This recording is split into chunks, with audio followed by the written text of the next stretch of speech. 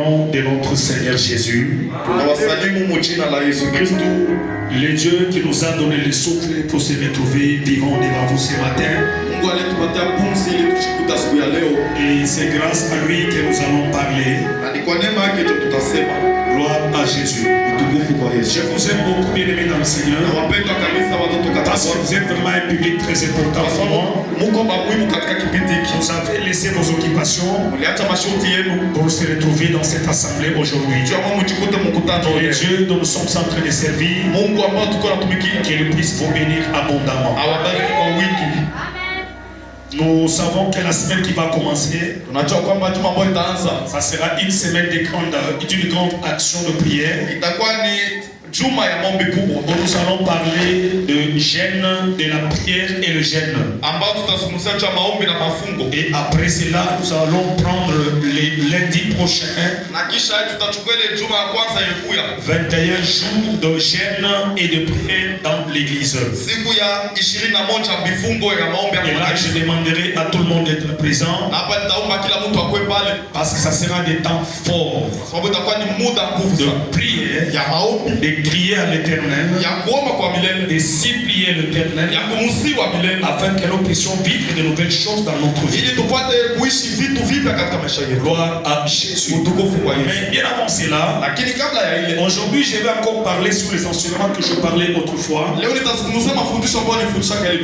Donc je continue sur ce que j'ai enseigné la fois passée. Et je vais m'arrêter par là aujourd'hui parce que je ne saurais pas tout terminer aujourd'hui. Le thème d'aujourd'hui, qui perd gagne. Amen. Le thème d'aujourd'hui, qui perd gagne. Nous allons parler, nous allons lire dans Genèse chapitre 22 verset 1 à 3. Nous lisons au nom de Jésus-Christ. Après ces choses, Dieu mit Abraham à l'épreuve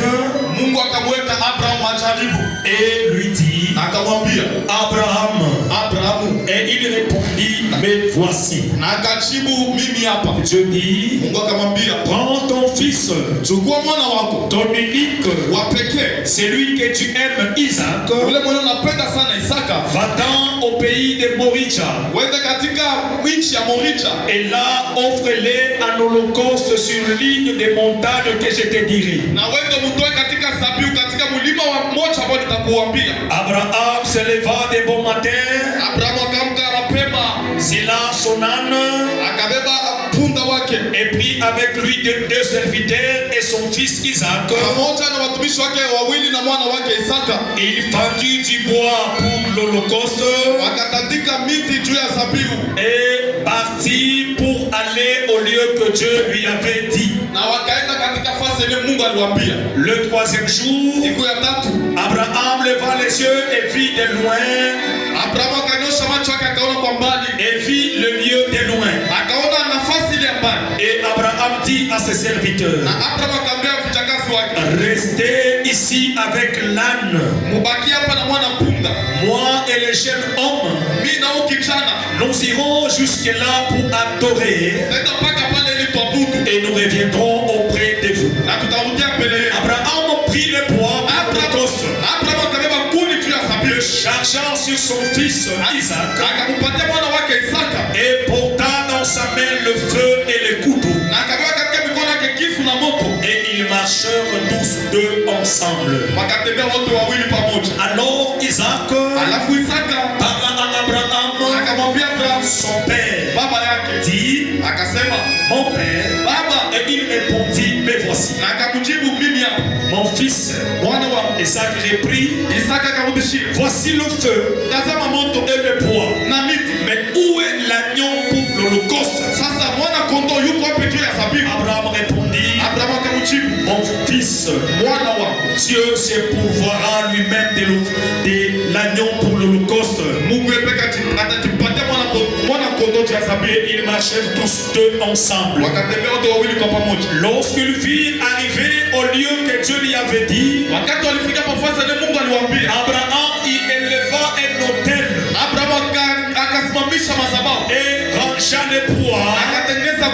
Il y a son fils Isaac. Elle le mit sur l'autel par-dessus le bois.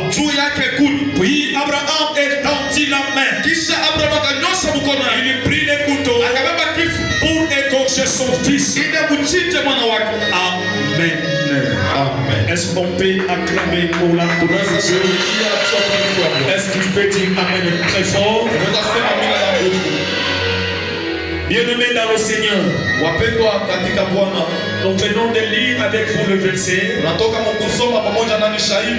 Dieu dit, prends ton fils, ton unique, celui que tu aimes, Isaac, va-t'en au pays des Moridiens.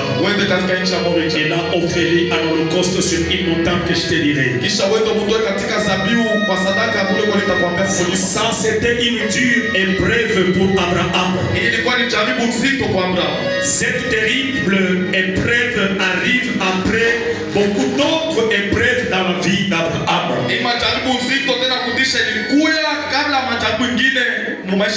Amen. Amen. Abraham avait quitté sa patrie. Il avait quitté sa famille.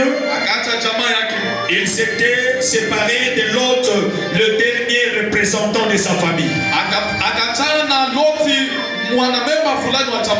Il avait chassé Ismaël qui était devenu cher à son cœur. Mais Isaac, dont nous lisons ici, lui était resté les dons de Dieu pour Abraham. Isaac était le porteur des promesses de Dieu pour Abraham. Isaac était la joie des derniers jours d'Abraham. Mais Dieu lui dit, prends-le, lui ton fils. Et Dieu ajoute encore, comme s'il voulait lui retourner le poignard dans la plaie.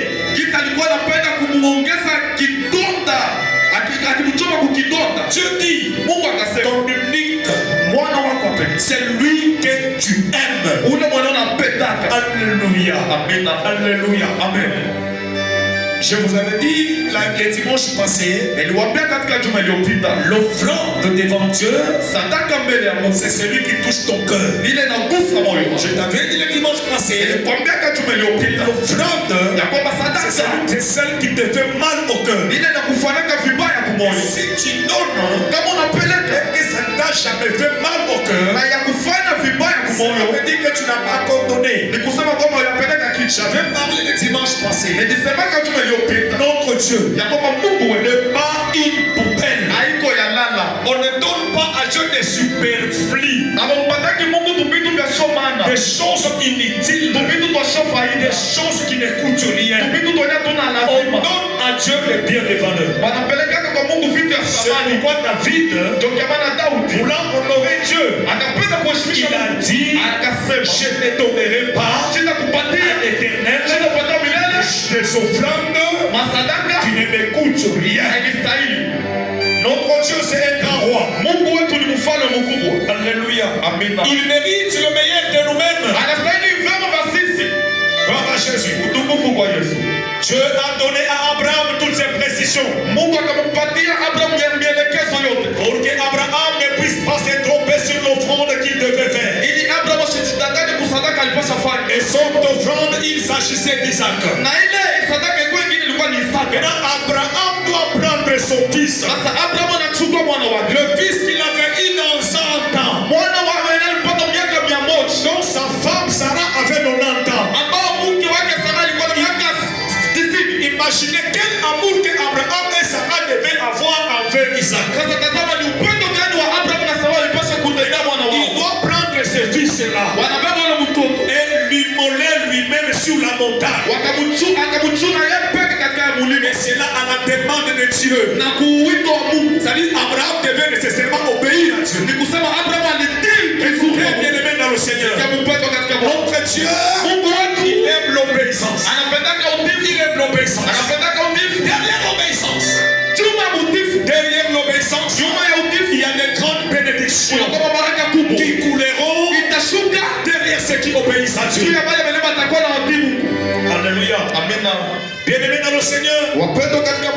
il y a plusieurs épreuves dans la vie d'un chrétien. L'épreuve qui vient du diable lui-même. L'épreuve qui vient des circonstances extérieures. Mais la plus grande de toutes ces épreuves, c'est l'épreuve qui vient directement de Dieu. L'épreuve qui vient directement de Dieu lui-même. Lorsqu'il place son enfant dans une fournaise pour éprouver la réalité de sa foi, pour éprouver la réalité de son cœur. Ça, c'est une épreuve terrible. Je suis venu parler à quelqu'un ce matin. Il ne suffit pas seulement de dire oui lorsque Dieu nous appelle. Mais il faut que le cœur soit éprouvé jusqu'au fond. Afin aucun élément d'hypocrisie ne soit pas trouvé en toi. Gloire à Jésus. Dans Proverbe chapitre 23, verset 26, Dieu dit, mon fils, donne-moi ton cœur. Et Maman Lili, ça c'est la demande de Dieu. Dans Proverbe 23, 26, Dieu dit, mon fils, donne-moi ton cœur. Alléluia. Non, non pas, Dieu n'a pas dit donne-moi ta tête. Il n'a pas dit donne-moi ton intelligence. Dieu n'a pas dit donne-moi ton talent. Non. Mais donne ton cœur afin d'éprouver la sincérité de notre réponse à la grâce que Dieu nous a donnée. Cela veut dire quoi? Tout ce que nous avons, le bien que nous avons, l'argent que nous avons, la maison que nous avons, la voiture que nous avons, ce sont les biens de Dieu. C'est la grâce de Dieu. C'est une faveur que Dieu nous a accordée. On ne le méritait pas. Alléluia. C'est pourquoi, alléluia, Dieu met toujours la main sur ce qui touche directement le plus notre cœur. Gloire à Jésus.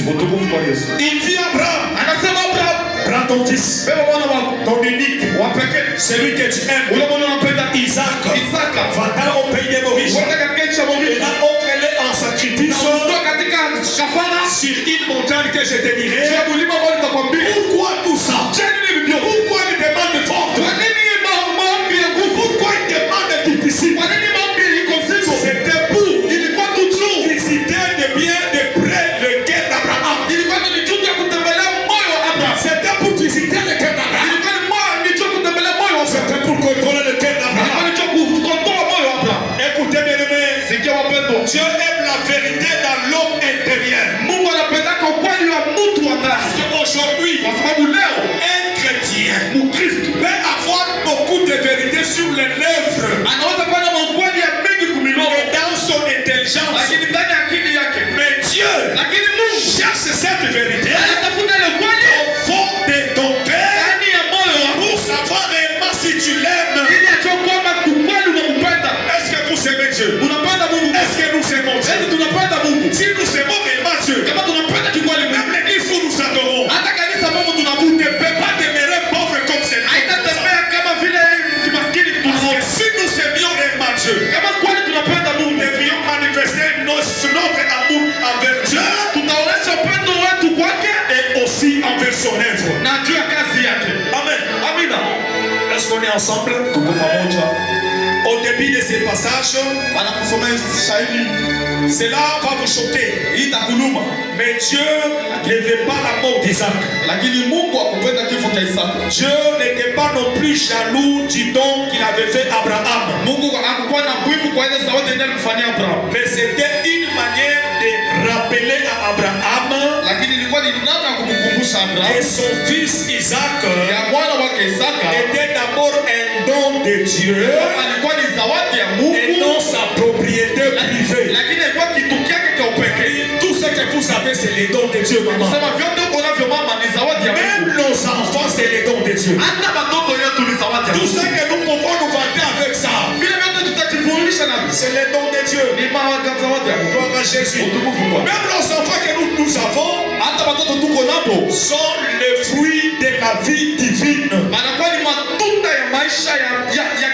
Ce que vous devez savoir est que Dieu ne peut pas multiplier ce qui ne lui est pas donné par amour. Est-ce que vous me comprenez?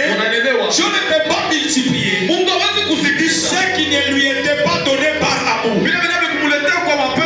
Alléluia. À travers l'acte d'offrande, l'offrande d'Abraham, Dieu va lui révéler qu'il va lui donner une grande multitude de fils.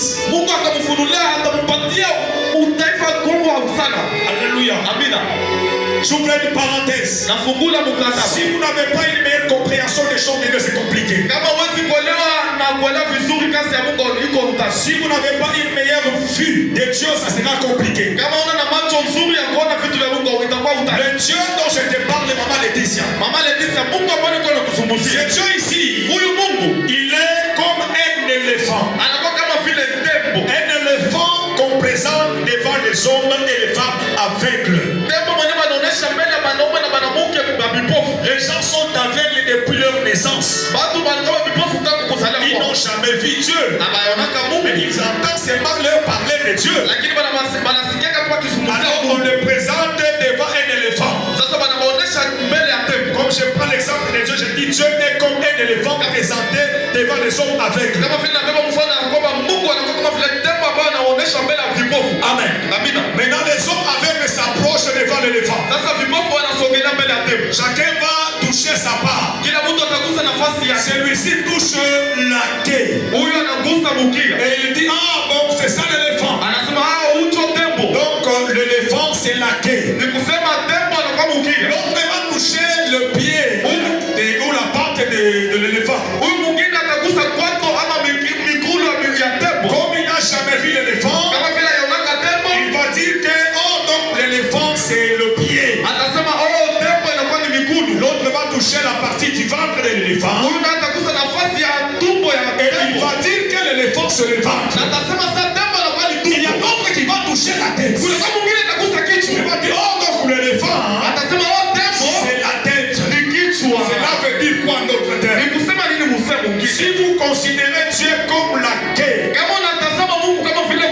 vous resterez aussi la queue dans votre vie. Quand vous considérez Dieu comme le pied, vous resterez aussi le pied dans votre vie. Quand vous considérez Dieu comme le ventre, vous resterez aussi le ventre dans votre vie. Mais si vous considérez Dieu comme la tête, vous resterez aussi la tête. Au nom de Jésus, la Bible dit vous les enfants de Dieu, vous les enfants de Dieu, vous serez la tête, non la queue. Alléluia. Maintenant, quelle est la vision que vous avez de ce Dieu? Vous avez quelle vision de ce Dieu? Vous les considérez comme qui? Vous les considérez comme qui? Moi je considère Dieu comme la source de ma vie, la source de ma bénédiction, la source de mon élévation, la source de ma réussite. Comment dois-tu considérer Dieu? Est-ce que tu l'honores? Est-ce que tu le respectes?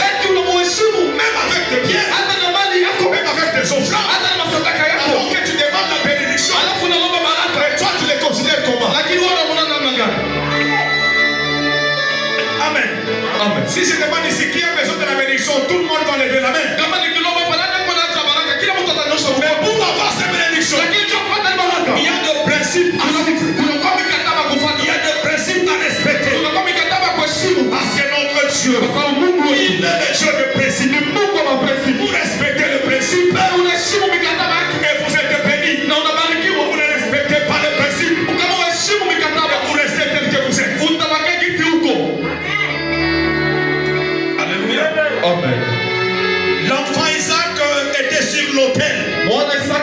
L'ange du Seigneur appela une seconde fois Abraham et lui dit,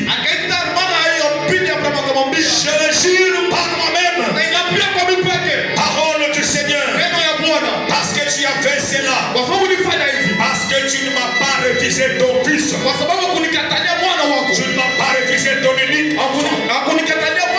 Je te bénirai, je te comblerai de bénédictions, et je multiplierai ta postérité comme les étoiles du ciel, comme les sables du bord de la mer.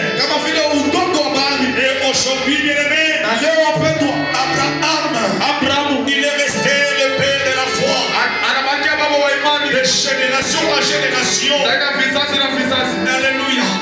Et Jésus-Christ nous a rappelé dans la Bible que nous sommes le fils et les filles d'Abraham. Et c'est là par la foi. Si nous avons la foi, c'est impossible dans notre vie. Abraham avait beaucoup de promesses de bénédiction de Dieu dans sa vie. Mais aucune d'elles s'était accomplie. Mais quand Dieu lui a fait goûter une petite bénédiction qui était Isaac, il lui a encore demandé cette bénédiction. Alléluia. Et il a aussi accepté de donner ce qui lui était précieux dans sa vie. Il a accepté. Cela a déclenché l'accomplissement des promesses de Dieu dans la vie d'Abraham. La promesse de Dieu, la promesse de bénédiction dans la vie d'Abraham. Aujourd'hui, il y a des gens qui ont les promesses de Dieu, qui ont les prophéties dans la vie. On les a prophétisées par les différents prophètes. Et jusqu'aujourd'hui, il n'y a aucun accomplissement.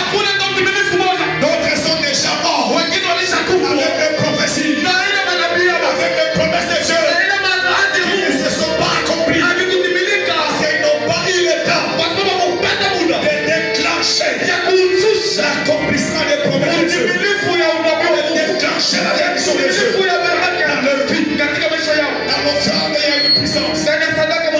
L'offrande parle.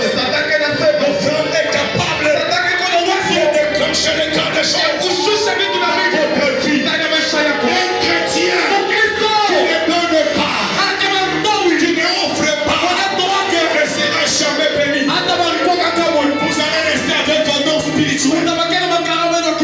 Vous allez parler en langue. Vous allez prier sur le malade. Vous allez chasser les démons. Vous aurez une grâce. Et vous allez marcher dans la pauvreté. En ce qui concerne la bénédiction, on ne demande pas la bénédiction. On ne prie pas Dieu pour qu'il vous bénisse. Mais la bénédiction, c'est pour vous. Les églises de réveil, les églises pentecôtistes, les gens sont pauvres parce qu'ils ne veulent pas donner, ne veulent pas offrir, même les dîmes, même les offrandes, même soutenir l'œuvre de Dieu. C'est difficile.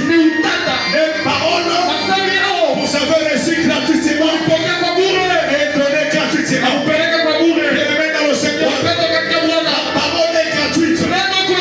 Les dons sont gratuits. Il y a des dimensions de la vie. Il y a certains domaines de la vie. Pour y accéder, vous devez payer le prix. Payer vos sacrifices. Le prix des sacrifices. Si vous ne donnez pas, si vous ne sacrifiez pas, vous ne recevez pas. Les diabétiques perdent pour gagner. Celui qui perd, c'est celui-là qui gagne.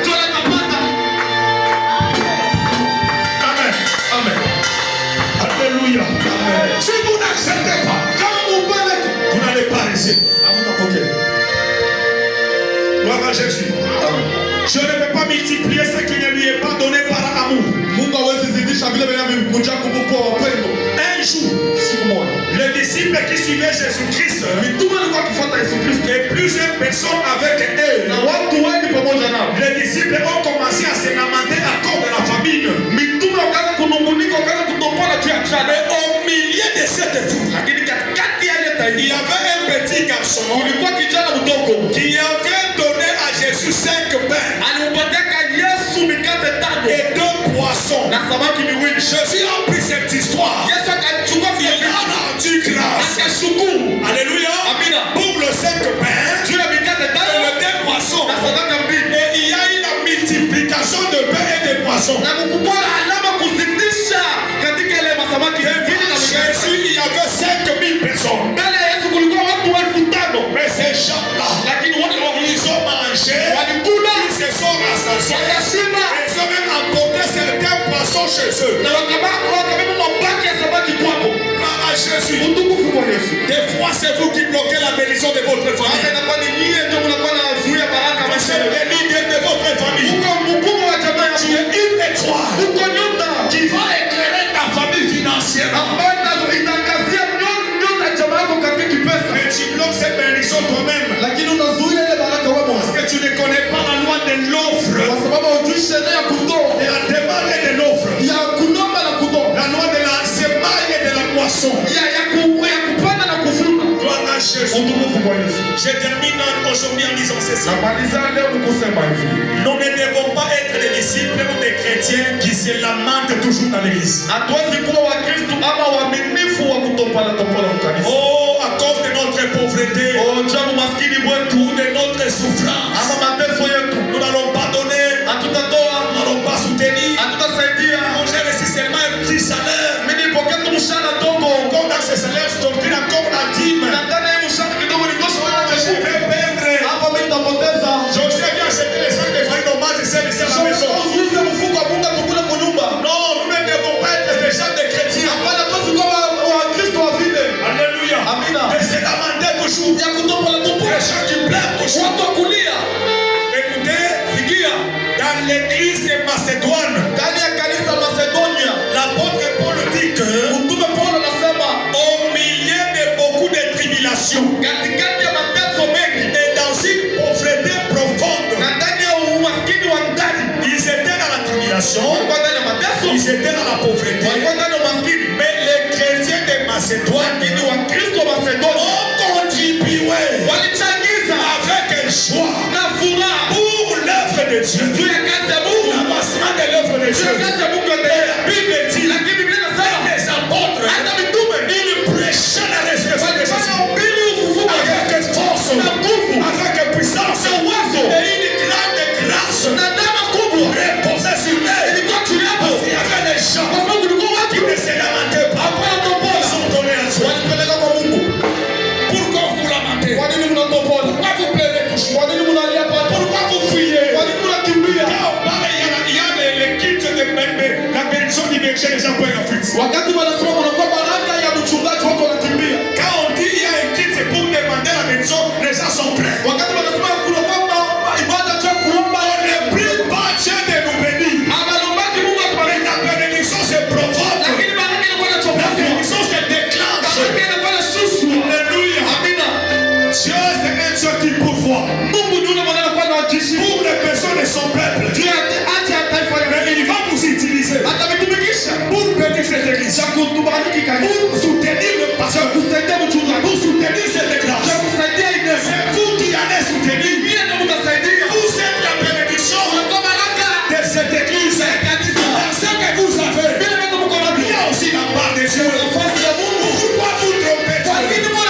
Même dans les dîmes, même dans les offrandes, pourquoi vous nous accrochez à ce que vous avez? Et vous dites que c'est trop peu. Je vais pardonner. Lorsque je lève